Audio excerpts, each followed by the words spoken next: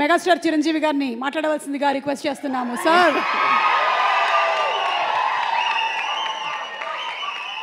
అందరికీ నమస్కారం.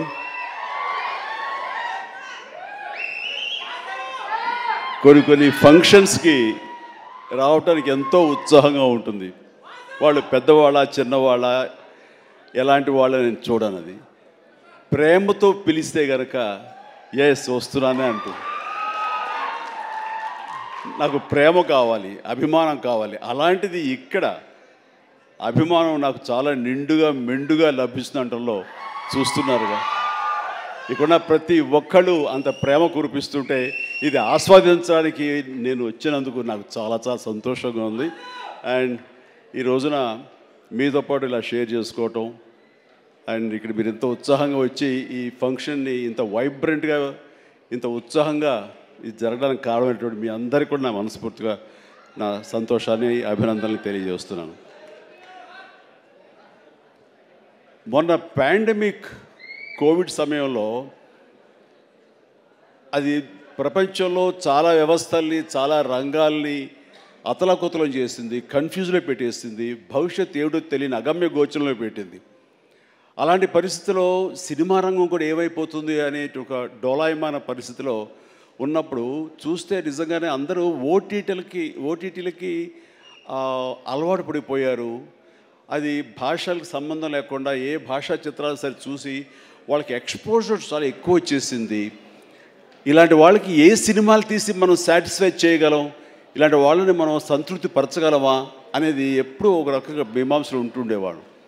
ఆ తర్వాత అలవాటైపోయి జనాలు ఇళ్లలో ఓటీటీలో సినిమాలు చూడటం అలవాటైన తర్వాత వాళ్ళకి థియేటర్ రప్పించడం చాలా కష్టం అండి.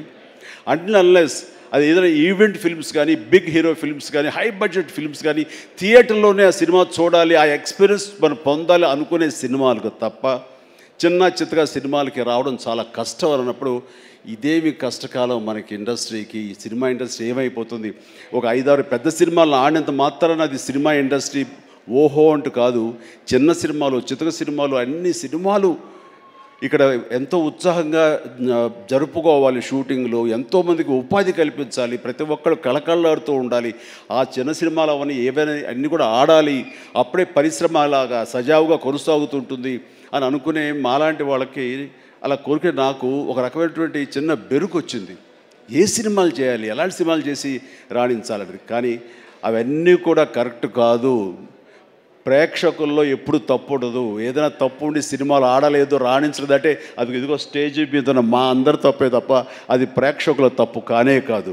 అది ఉదాహరణగా ఈ సంవత్సరం 2024లో ఆరంభంలో ఇక్కడ ప్రశాంత్ వర్మ ఉన్నాడు, తను సజ్జా తేజ వీళ్ళు చేసినటువంటి సినిమా హనుమాన్, ఆ సినిమాతో శుభారంభం అయింది. ఆ సినిమాని అనూహ్యంగా లోకల్గా అనుకున్నారు, కానీ ఆంధ్ర తెలుగు సినిమా కాదు, అది ఆల్ ఇండియా సినిమాపై అయిపోయింది. అక్కడి నుంచి ప్రారంభమైనటువంటి ఈ ఆదరణ, చిన్న సినిమాల పట్ల ఆదరణ, చిన్న సినిమాలు అనుకున్నవి, లో బడ్జెట్ అనుకున్నవి తీసిన సినిమాల్ని హై బడ్జెట్ సినిమాల్ని పెద్ద సినిమాలుగా మార్చారు మన తెలుగు ప్రేక్షకులు. అది అందులో దాని తర్వాత వచ్చినటువంటి మన వరుస సినిమాలు, నాకు పేరు వరుస గుర్తు రావట్లేదు, కానీ చాలా సినిమాలు అంటే నీహారిక తీసిన కమిటీ కుర్రవాళ్ళు కానివ్వండి, ఆ తర్వాత మన సిద్ధు జొల్లగడ్డ చేసినటువంటి టిల్లు సినిమా కానివ్వండి, ఆ తర్వాత ఆయ్ అనే సినిమా, ఇట్లా ఒకటేంటి చాలా సినిమాలు వరుసగా హిట్ అవుతూ ఒక్క సమ్మర్ మాత్రం అంత మంచి సీజన్ ఈ సినిమాలు లేకుండా చేసుకున్నాం. అది మన యొక్క జాప్యంలో జరిగినటువంటి పొరపాటే తప్ప ఆ తర్వాత మళ్ళీ చూస్తే కనుక మొన్న దీపావళికి అమరన్ కానీ, కానీ, ఆ తర్వాత లక్కీ భాస్కర్ కానీ ఇవన్నీ కూడా ఎంత ఆదరణ పొందినాయి అంటే అది అంతా ఇంత కాదు. వీటి వెనకాల ఎవరు పెద్ద పెద్ద డైరెక్టర్స్ ఎవరు లేరు, పెద్ద పెద్ద యాక్టర్లు ఎవరు లేరు, ఇది కోటాను కోట్లు ఖర్చు పెట్టి తీసినవి కావు. బట్ కంటెంట్ అన్నది ఈ రోజున మన ఆయువు పట్టు. ఆ కంటెంట్ బాగుండాలి, సినిమాల్లో ఎంటర్టైన్మెంట్ పొందగలగాలి, వాళ్ళు ఇవ్వగలగాలి. మనం అది ఆస్వాదించడానికి ఎప్పుడు ప్రేక్షకులు రెడీగా ఉంటారు. అది అందుకు నేను అంటాను, ఏదైనా సినిమాలు ఆడవు, ఇక ఓటీటీకి అలవాటు పడిపోయారు, థియేటర్స్ రావడం అది కష్టం అనేది మాత్రం అవాస్తవం. ఈ రోజున ఈ మొన్న ఈ సినిమా వరుసలో మన సత్య ఇందులో ఉన్నాడు. సత్య చేసినటువంటి అలాగే మన కీరవాణి గారి అబ్బాయి చేసిన శ్రీ మత్తు వదలరా 2 ఎంత బాగుంది ఆ సినిమా, ఎంత సరదాగా ఉంది, ఆద్యంతో చాలా చాలా బాగుంది. ఇవన్నీ కూడా నేనే ఉత్సాహంగా సినిమాలు 2 సార్లు చూశాను ఆ సినిమా. ఇట్లాగా సినిమా బాగుంటే థియేటర్స్కి వస్తారు, చూస్తారు, వాళ్ళు ఎంటర్టైన్మెంట్ పొందడానికి వాళ్ళు ఎంత డబ్బైనా ఖర్చు పెట్టడానికి రెడీగా ఉన్నారు. అయితే ఆ సినిమా వాళ్ళకి అందేలాగా మనం చాకచక్యంగా తీయాలి, మనం శ్రద్ధాశక్తులతో తీయాలి. ఆ కంటెంట్ని మనం 1-2 సార్లు చెక్ చేసుకుంటే కానీ మనం బయటకు వదలకూడదు. ఎందుకంటే ఈ రోజున దాదాపుగా 125 సినిమాల దాకా ఇంతవరకు రిలీజ్ అయితే అందులో ఆల్మోస్ట్ 20% ఫిల్మ్స్ సూపర్ హిట్ అయినాయి. ఇది మంచి పర్సంటేజ్. అండ్ ఆ రకంగా ఈ రోజున ఈ జీబ్రా మంచి కంటెంట్ తోటి ఉందని అర్థమవుతుంది. ఇది వెరీ గుడ్ ఎంటర్టైన్మెంట్ ఉంది. ఇందులో మంచి స్టార్ కాస్ట్ ఉన్నారు, అందరూ వండర్ఫుల్ యాక్టర్స్ ఉన్నారు. అండ్ టోటల్గా ఇది మంచి ఎంటర్టైన్మెంట్తో పాటు ఒక క్రైమ్ ఎలిమెంట్, ఇప్పుడే విన్నాను ఫ్యామిలీ కూడా ఉంది, ఎమోషన్స్ ఉన్నాయని విన్నాను. ఖచ్చితంగా ఈ జీబ్రా మంచి హిట్. ఇప్పుడే రాశాను అక్కడ, ఈ బొమ్మ సూపర్ హిట్ అని. అవుతుంది. అండ్ ఎందుకంటే ఇందులో నాకు కావలసినటువంటి నా మనుషులు అయితే ఏంటంటే ఇప్పుడు అదే అది కాదురా, నువ్వు వచ్చావు వైజాగ్ నుంచి, సంతోషమే. మరి బొమ్మలు నువ్వు వైజాగ్లో ఆడించాలి. అదే అలా అయితే బలవాడువే. మన హీరోది కూడా అదే ఊరే. కూర్చోరా కాసేపు. సో ఈ ఇందులో సత్యరాజు గారు ఉన్నారు, సత్య ఉన్నాడు, అండ్ సునీల్, అందరికి మించి నా బ్రదర్. అండ్ కన్నడ నుంచి వచ్చినటువంటి ఒక అద్భుతమైన యాక్టర్ ధనుంజయ. ఆయన గురించి నేను విన్నాను కానీ సినిమాలు చూడటం ఇది చేయలేదు.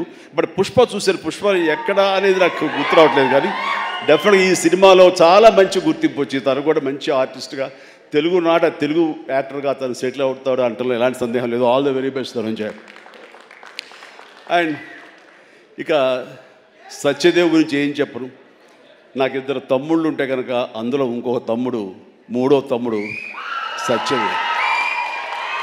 అంతటి ప్రేమని తను చూపించే ప్రేమలో ఎక్కడ కల్మషం ఉండదు. ప్రేమ అందులో నిజాయితీ ఉంటుంది, నిజమైన ఎమోషన్ ఉంటుంది.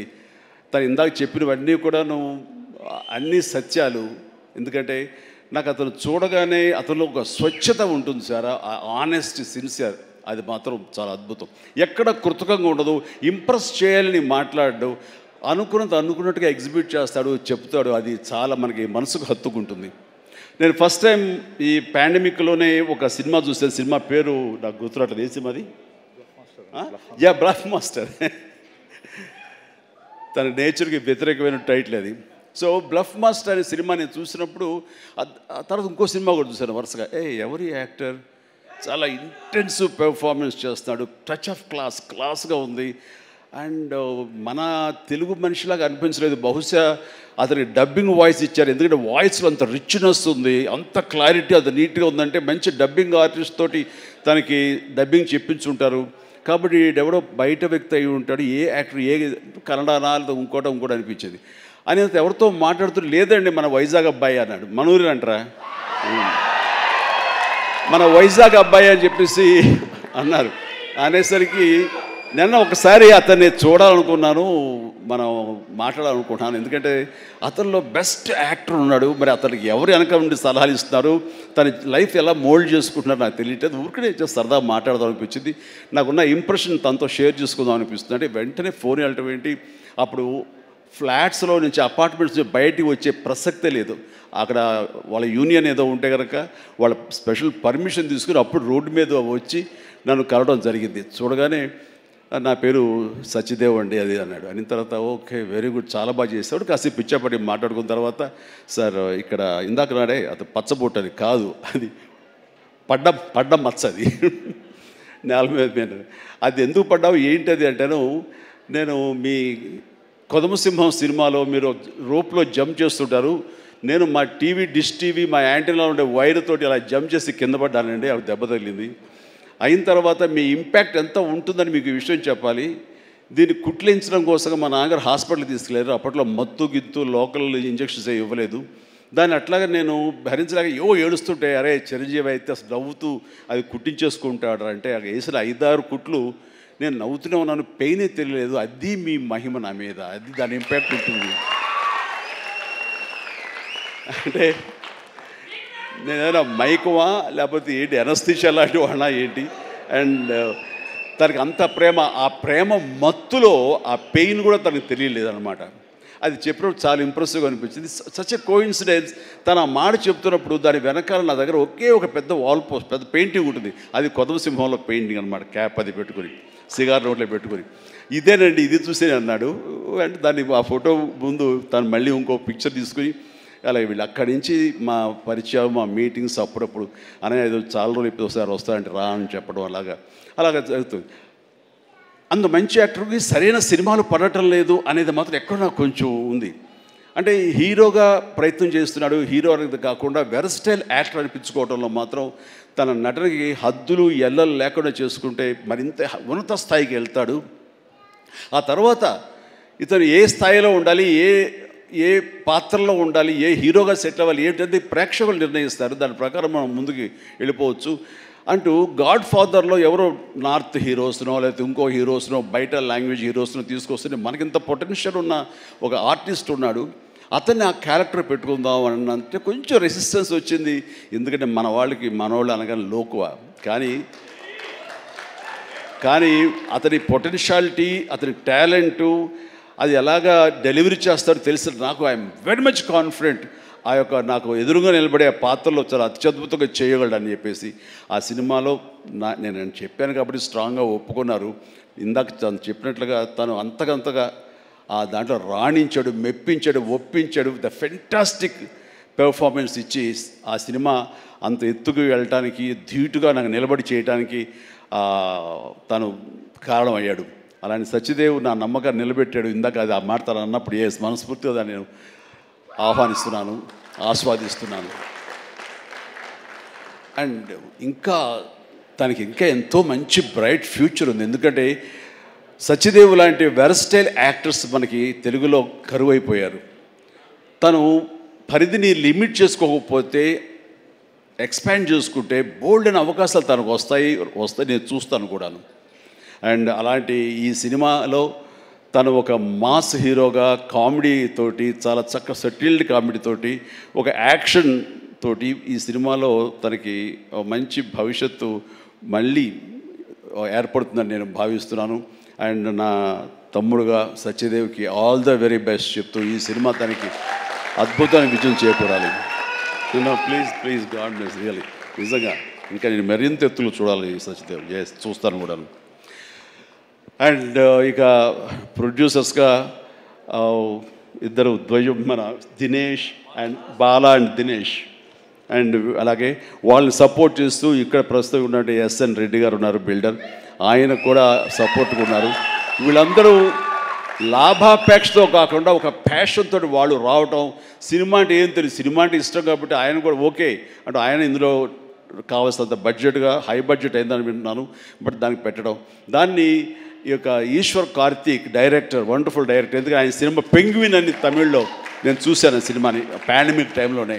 And very refined director. ఆయన ఈ సినిమాకు చాలా చక్కగా చేశారని తెలిసింది. అండ్ డెఫినెట్లీ ఆ టీం అందరికీ కూడా అద్భుతమైనటువంటి విజయం ఈ సినిమా చేకూర్చి వాళ్ళకి మరింత పైకి వెళ్ళడానికి ఎంత దోహదపడుతుందని చెప్పేసి నేను మనస్ఫూర్తిగా విష్ చేస్తున్నాను. అండ్ అలాగే హీరోయిన్స్ వాళ్ళకి అంటే ప్రతి ఒక్కరికి, టీంలో ఉన్న ప్రతి ఒక్కరికి నా హృదయపూర్వక అభినందనలు తెలియజేసుకుంటూ నాకు ఈ అవకాశం ఇచ్చేందుకు ధన్యవాదాలు తెలియజేస్తున్నాను. All the very best.